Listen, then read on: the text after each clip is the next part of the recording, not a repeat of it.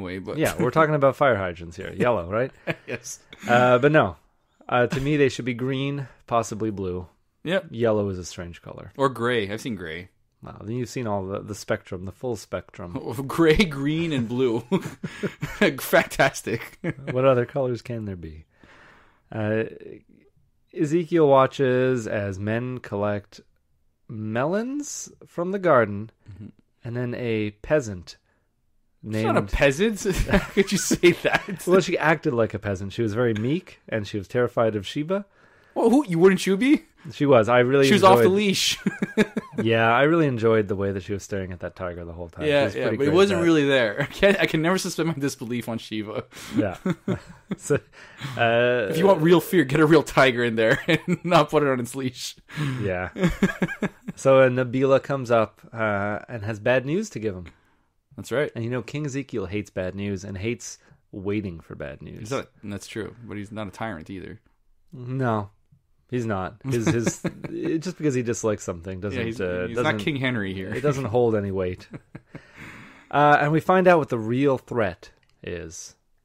It's not Negan. It's not the wolves. It's not wolves are gone. The walkers. Man. It's none of that. It's the Weevils, man. Yeah. The Weevils are in the royal garden. How do you get Weevils in the royal garden? How did you get past the moat? The Weevils, they're going to decimate. That's true. The crops. Mm-hmm. The crops, that's all they got. I'm not even sure what Weevils are. I forgot to look it up, but they're beetles, man. They're pretty, you can't eat anything that gets... Well, they eat it. They'll eat it all. Oh, they'll eat it, so it wouldn't even be there anymore. Yeah, they'll destroy the crops. But you could remove the crops that are there and keep them, right? But nothing, it doesn't contaminate the crops, is what I'm saying. No, they're not poisonous, but I mean, you don't want to be eating beetles. And the beetles are going to eat your stuff. That depends. We've seen other countries eat insects. This is the post-apocalypse. You can't turn down resources. That's true. Those little suckers though, they're going to multiply. And if they get into any of the buildings there, any of the foundations. Oh, really? Like you're termites? Start having. Well, they're not going to eat the wood, but you're just going to have a lot of beetles on your walls. Okay. I mean, if you haven't had a good structure.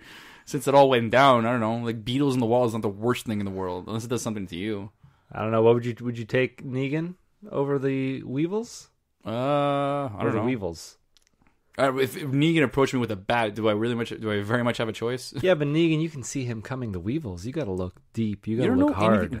Technically, if we're living in the kingdom and we have a good king, and Negan comes along, how would I feel any need to go be with Negan, if we're looking at that perspective? There are over 100 species of Weevils. Okay, I see what you're going with this. I'm not going further with it. Forget it. You just want to play devil's advocate on the Weevils. Like, Weevils are the threat of the post-apocalypse now, not the walkers. To each his own, I suppose. Nabila says something that almost sounds profound until you really listen to what she says. You can tear it out and cut it down. You can burn it and throw it all away. But if you want, it can all grow back. Which takes forever. It's like, yeah, that's just gardening. That's like, yeah, you tear it down. If you want, it'll grow again. Good news, it'll grow again. Yeah, just like my hair, right? Yeah, don't salt the earth and you should be fine. But yeah, I mean, thank you. Thank you very much. What's her name? Nabila? Thank you, Nabila. You were very condescending. She just wanted to get out of there. She thought she had something so special to say to the king. And the king's like, I know my way around a garden. Ben gifts Morgan a painting that he scavenged, and they prepare for the meeting with the saviors. I don't know what this painting was. Me neither. I couldn't tell what it was. It was all black. It looked like somebody with their back facing us, looking backwards, maybe like a Morgan kind of character. I don't know. It was very dark. Is it one of those where you look closer, then you unfocus and then walk away? Was it a magic eye painting? That's the one? It was not. It was not. No, it was just motel art. Yeah. Yeah, something like that. That one of Benjamin's lady friends had, graffitied over. Right. Oh well. Morgan just happens to have that nail lying around, and you got tired of seeing it. I'm tired of seeing that nail, yeah. And I've got tons of nails, just hanging out. And as soon as I get something I can hang, that's where I hang it. Yeah. And it's done. That's right. So, but he didn't look for anything to hang, to be honest. He's been playing with his stick. Yeah. Not his stick, actually. His stick was confiscated. That's right. So, but that's the thing about sticks, David. They're everywhere. The right ones, you got to carve them. You got to make sure the foundation's good and make sure it's not hollow. Well, no sticks are hollow, but Bamboo. Bamboo. That's a stick. That's a good stick. That's hollow. Morgan and Richard share a moment here where What? Basically You share a moment here. Yeah, well, basically Richard is just saying he's sorry for the way he's been acting around Morgan, that Morgan is a good man, but Richard does not believe in Morgan's views about not killing, and there will be a time very soon where he can't be a good man any longer. Yeah, he basically said, I did it for what's happening next. Yeah. It's not a bad thing What? that he did. We'll get into what he did, but Right. this conversation, Morgan, he's heard this time and time again. Right. But It's he's on the we told you, but you're an idiot. But I said he's been on the brink of changing his mind for a while now. Yeah, well, he's that ship has sailed. I want him dead. Uh, I want Morgan dead. You know who I want dead a little more than Morgan? Richard? Gary. No, Jerry. Yeah. All right.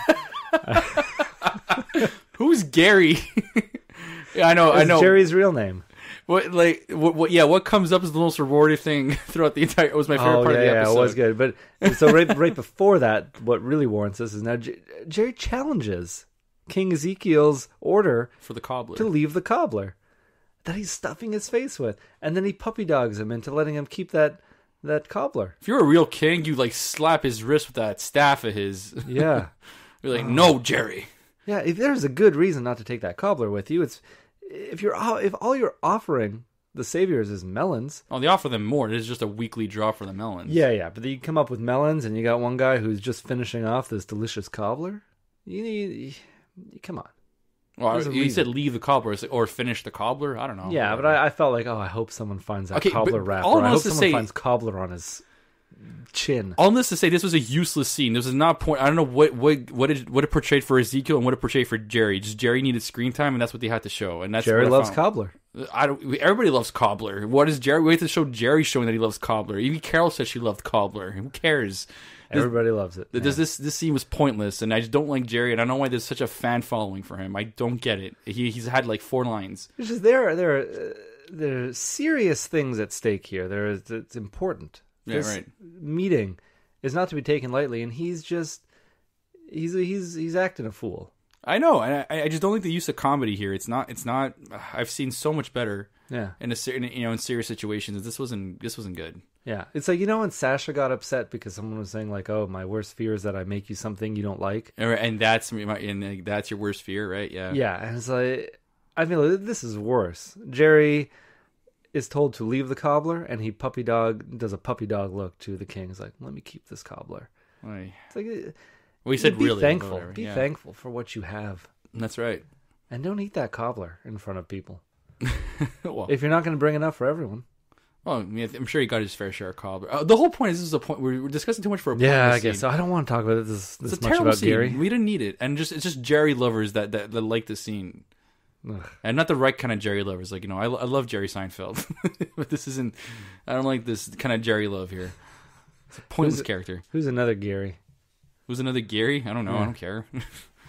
Busey. Gary Busey. That'd be funny. Oh, imagine him in The Walking Dead. Now that'll bring the numbers up. That would be scary. That would be hilarious. He doesn't have to be. It's like, is that a walker or is that Gary Busey? Chompers on that guy? Oh man, and and I would love to see he'd be the first walker or / Gary Busey to run. Oh. That'd be terrifying. No. We gotta keep this PG-13. Oh, okay. All right. Yeah, it would totally bust the ratings. Yeah. Putting Gary Busey in there.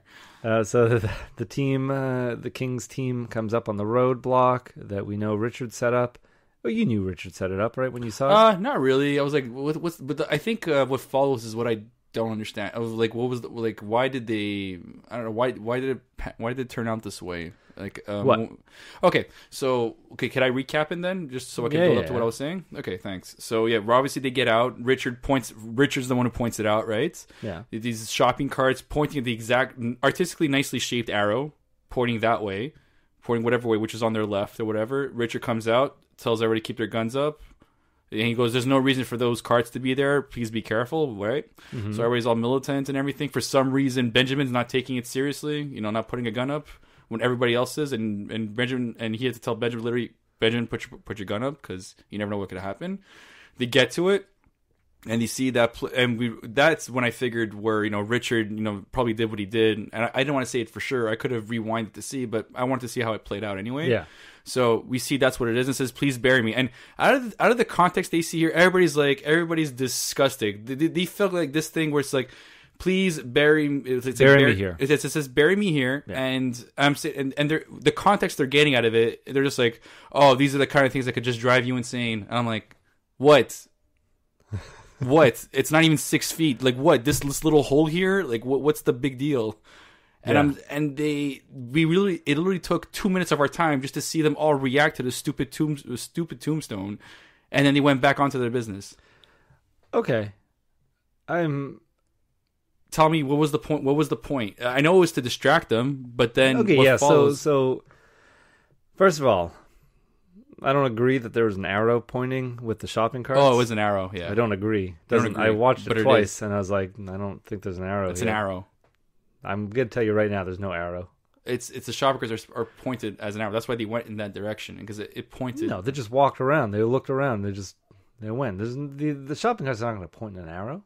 I saw it twice. There's no arrow. He shaped it as an arrow. Didn't he shape it? It's just a big bulge of shopping carts because there are too many. But it wasn't cleverly shaped as an arrow. Maybe I have selective sight right now, but I don't know. Too clever. That would be too. Well, yeah, that's why I thought it was overly. Not even clever. They're supposed to happen upon this. Anyway, let's agree to disagree. Anyway, forget the shopping because we don't have the image in front of us right now. So you say it's an arrow. I say it's just a mess of shopping. Okay, carts. So that was your first argument. And I flew past it. See, there you go. Not lingering on it. Great. But yeah, we know this is all done just so that Richard can take one of those melons and hide it underneath a recycling bin. The Shelbyville recycling bin. Yeah. And he's upset with Benjamin because Benjamin's not holding that gun up. Right. And Ben's just he's not a gun guy. He likes the staff. He's a little more into the non-passive? No, he's more into the passive way of fighting. That's right. He's Morgan's way of fighting because you hurt someone else, hurt yourself. Mm-hmm. So that's why he's not that into holding the gun up, and Richard doesn't want him to follow Morgan's ways. He wants him to follow his ways. That's pretty cool. Okay. So he's like, lift that gun up, and he's right beside Morgan too. So he's like, who's he going to get the influence from? Okay, that's a good point. Okay, but Morgan had his gun up too. Morgan did have the gun. So, I guess he's taking it more seriously than Morgan at this point. Yeah. So then they just find the plot that Richard dug. That's it, right? Yeah. I mean, I don't know what the whole moral dilemma was. Yeah. The king spouts off some stuff about how it's like a mad world they're living in. Yeah, it's like, I don't get it. What'd you get out of that? I just feel like they really need to fill in some space, and that's what I felt like it was. And yeah. I felt that was awkward. Yeah, like I don't know if the king was quoting something, or I didn't have a chance to look it up. Anything he could be quoting the language that he's speaking, but yeah. So even you agree with me on this? This was a bit weird, even though we know what it was for, but this was kind of weird. It is a bit weird because it doesn't seem crazy that in this apocalypse, in this world, you would find an open plot saying exactly. "Bury me here." It's pretty normal. Yeah, and it so. Saves whoever has to do the burying half the work. Well, I don't know about that. That thing was like a foot. Yeah, if this was meant for Richard, you have to chop him up. Yeah. So you have to go Evil Dead on him and just basically just dismember him. People didn't see, but on his body, on his person, he also drew cut lines all over. And it's like cut here, cut here. And then you take off his shirt. He has like the dotted, permanent marker on him. Yeah. There's no way. Like he's digging. It's like whatever. I'll be dead. I don't care if they crack my body up. But I am an organ donor, though. Yeah, a lot of good that'll do. There you go. So yeah, that scene happened. I don't know what to make of it, what to make of the dialogue, but yeah, the point was there. Everyone saw the bury me here. Yeah, I just felt that this guy, and I'm trying to think, are they being philosophical here? Are they being, and I guess they are, but I'm thinking to myself, man, I don't know, 7 years you're watching this show, this does not phase you at all, and I guess maybe buying into them, but I'm pretty sure they've seen their fair share of crap. Yeah, well, I mean, Richard just. The long and short of it, Richard just wanted everyone to see pretty this, much, so that after he got shot and died, he would be able. They would bring him back and bury him there. Yeah, I think they